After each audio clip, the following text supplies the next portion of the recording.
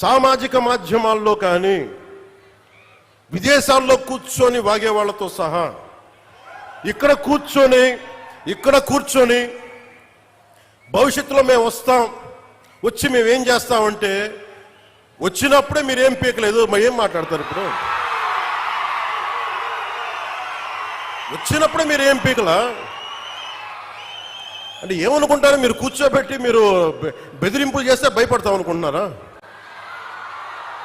దానికి మేము ఒక్కడు చిన్నప్పటి నుంచి కూర్చొని అమరజీవిని గుండెల్లో పెట్టుకున్నాడంటే వాడికి ఎంత పిచ్చి ఉంటుంది?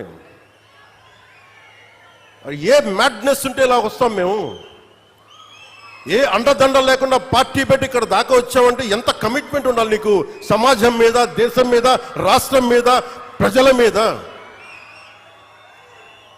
పద్ధతులు మార్చుకోండి. ఒక మాట అనాలంటే అలాంటి తప్పేం లేదు.